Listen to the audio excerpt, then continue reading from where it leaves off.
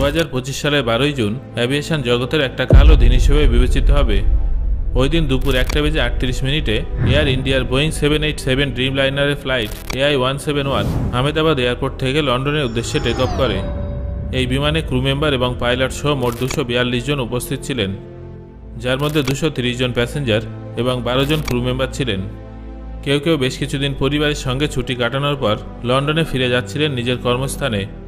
কেউ বা স্থায়ীভাবে স্ত্রী এবং সন্তানদের নিয়ে লন্ডনের সংসার গোছানোর স্বপ্ন নিয়ে রওনা দিয়েছিলেন।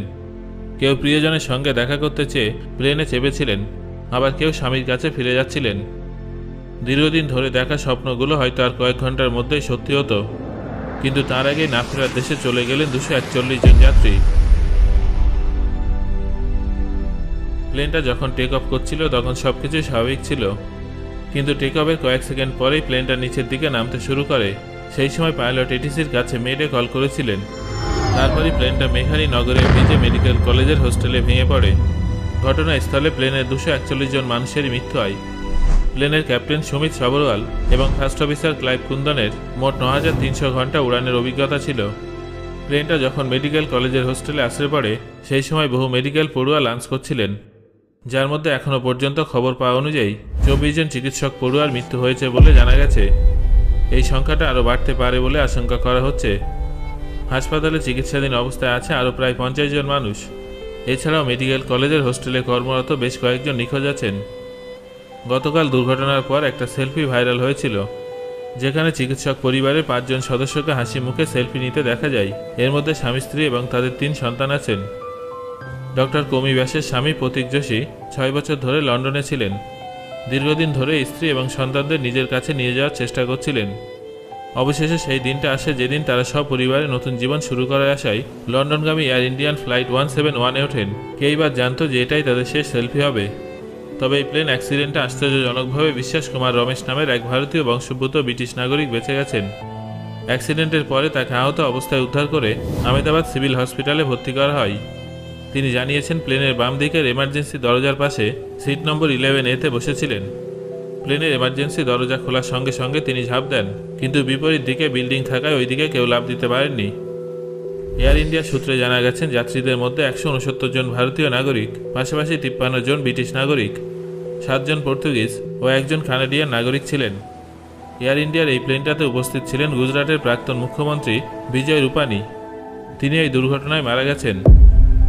রিপোর্ট অনুযায়ী টাটা গ্রুপ এই প্লেন অ্যাক্সিডেন্টে হারানো প্রত্যেকটা ব্যক্তির পরিবারকে 1 কোটি টাকা করে ক্ষতিপূরণ দেওয়ার কথা ঘোষণা করেছেন। এর পাশাপাশি অ্যাক্সিডেন্টে আহতদের চিকিৎসার খরচও বহন করবে বলে জানিয়েছেন। এছাড়াও বিজে মেডিকেল কলেজের হোস্টেল তৈরিতেও সাহায্য করবে টাটা গোষ্ঠী। ভয়াবহ প্লেন অ্যাক্সিডেন্টের সঙ্গে উঠে আসছে নানা ধরনের প্রশ্ন। অভিজ্ঞ পাইলটের উপস্থিতি সত্ত্বেও কেন এই অ্যাক্সিডেন্ট এড়ানো গেল না? প্লেনের মধ্যে কি যান্ত্রিক গোলযোগ ছিল? এমন কি হয়েছিল যে সুন্দর আবহাওয়া এবং পরিষ্কার আকাশ থাকা সত্ত্বেও প্লেনটা টেক অফ করার জন্য প্রয়োজনীয় গতিতে উঠতে পারছিল না? টেক অফের কয়েক সেকেন্ডের মধ্যে ঠিক কী কারণে প্লেনটা লোকালয়ে ভেঙে পড়ল? বন্ধুরা, আপনারা অনেকে এই ঘটনাটা জানেন যে আজ থেকে 3 বছর আগে চীনে এমনই একটা বোয়িং প্লেনের সঙ্গে ঠিক একই রকম একটা ঘটনা ঘটেছিল। বোয়িং কোম্পানির ত্রুটির কারণেই কি একটার পর একটা প্লেন দুর্ঘটনা ঘটছে? এত কিছুর পরেও কিন্তু পৃথিবীতে 40% বোয়িং কোম্পানির প্যাসেঞ্জার প্লেন ব্যবহার করা হয়। এমনকি 2025 সালের শুরুর দিকে, মানে জানুয়ারি মাসের 10 তারিখে কাতার থেকে একটা বোয়িং 787 ডেনমার্কের উদ্দেশ্যে রওনা দিয়েছিল। যদিও টেক অফের একটু পরে আহমেদাবাদের প্লেনটার মতোই সেই প্লেনটাও অনেকটা নেমে যায়। সেই সময় পাইলট প্লেনের কন্ট্রোল হারিয়ে ফেলেছিলেন, তবে কো পাইলট পরিস্থিতি সামলে দেন এবং সেই প্লেনটা ক্র্যাশ হওয়ার হাত থেকে রক্ষা পায়। সেই সময় বোয়িং কোম্পানির তরফে ঘটনার সম্পূর্ণ দায়ভার পাইলটের কাঁধে চাপিয়ে দেওয়া হয়েছিল। কিন্তু যেমনটা আপনাদের আগেই বললাম, বোয়িং 878 ড্রিম লাইনারের 2 জন পাইলট ক্যাপ্টেন সুমিত এবং কো পাইলট ক্লাইভ কুন্দার দুজনেই অভিজ্ঞতা সম্পন্ন পাইলট ছিলেন। ক্যাপ্টেন সুমিতের মোট 8200 ঘন্টা প্লেন ওড়ানোর অভিজ্ঞতা ছিল এবং কো পাইলট ক্লাইভের 1100 ঘন্টা প্লেন ওড়ানোর অভিজ্ঞতা ছিল। এই প্রসঙ্গে আরেকটা গুরুত্বপূর্ণ তথ্য হলো আকাশ ভাতসা টুইট। এই ফ্লাইটটা আহমেদাবাদ থেকে লন্ডনের উদ্দেশ্যে টেক অফ করার আগে যখন দিল্লি থেকে আহমেদাবাদে এসেছিল, তখন সেই প্লেনে উপস্থিত ছিলেন আকাশ ভাতসা নামের এক ব্যক্তি, যিনি টুইটের মাধ্যমে জানিয়েছিলেন যে দিল্লি থেকে টেক অফ করার আগে এই প্লেনের লাইট, এসি, ডিসপ্লে কোনো কিছুই ঠিকমতো কাজ করছিল না। প্লেনে টেকনিক্যাল গ্লিচ থাকা সত্ত্বেও সেটা আহমেদাবাদে আসে এবং কিছুক্ষণ পরে সেখান থেকে লন্ডনের উদ্দেশ্যে পুনরায় টেক অফ করে। প্রাথমিক রিপোর্ট অনুযায়ী অনুমান করা হচ্ছে যে নির্দিষ্ট উচ্চতায় উঠতে ব্যর্থ হওয়ার কারণেই প্লেনটা ক্র্যাশ হয়ে যায়। সেই সময় পাইলট এটিসির কাছে তৎক্ষণাৎ সাহায্যের আশায় 3বার মেডে কল করেছিলেন। তারপরই প্লেনটা লোকালয়ে ভেঙে পড়েছিল। ফ্লাইট এক্সপার্টদের মতে যান্ত্রিক গোলযোগের কারণেই হয়তো এই অ্যাক্সিডেন্টটা ঘটেছে। তবে যেহেতু প্লেনটার গন্তব্য ছিল লন্ডন, তাই স্বাভাবিকভাবেই প্লেনে প্রচুর পরিমাণে ফুয়েল ছিল, যার ফলে প্লেনটা ক্র্যাশ হওয়ার সঙ্গে সঙ্গেই ফুয়েলে আগুন ধরে যায় এবং তীব্র বিস্ফোরণ হয়। ফ্লাইট টেক অফ করার পরে ফ্লাইটের ল্যান্ডিং গিয়ার বাইরেই ছিল। বিশেষজ্ঞদের মতে যেখানে 16 সেকেন্ডের মধ্যে 787 এই মডেলের প্লেনগুলোর ল্যান্ডিং গিয়ার বন্ধ হয়ে যায়, সেখানে এই প্লেনটার ল্যান্ডিং গিয়ার বন্ধ হয়নি। ফ্লাইট এক্সপার্টদের মধ্যে অনেকে এই বিষয়টা নিয়ে প্রশ্ন তুলেছেন। এর কারণটা সামনে আসলে হয়তো অনেক কিছুই পরিষ্কার হয়ে যাবে। এক্সপার্টদের একাংশের মতে ফ্লাইটের ডানায় থাকা ফ্ল্যাপ সঠিকভাবে খোলেনি। ফ্ল্যাপের কাজ হলো কম গতিতে বিমানকে সঠিক উচ্চতায় নিয়ে যাওয়া। সেই জন্য একে সেকেন্ডারি ফ্লাইট কন্ট্রোলার বলা হয়। এই ফ্ল্যাপে কোনো সমস্যা হলে প্লেনের সঠিক উচ্চতায় ওঠানো বা ল্যান্ড করতে সমস্যা হয়ে থাকে। প্লেন ক্র্যাশের সম্ভাব্য কারণগুলোর মধ্যে ডাবল ইঞ্জিন ফেইলিওরের কথা উঠে আসে, যদিও এটা একটা বিরল ঘটনা।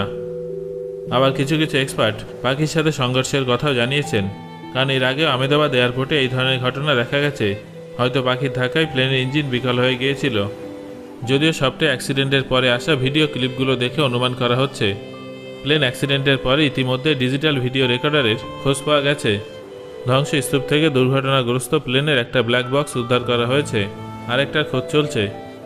যেহেতু ব্ল্যাক বক্সের ভিতরে ফ্লাইট ডেটা রেকর্ডার থাকে, তাই দুটো ব্ল্যাক বক্স উদ্ধার করার পরে পুরো ব্যাপারটা স্পষ্ট হবে বলে অনুমান করা হচ্ছে।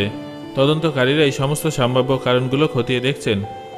বোয়িং কোম্পানি এবং আমেরিকা সরকারের তরফে জানানো হয়েছে যে তারা তদন্তে সমস্ত রকম সাহায্য করবে।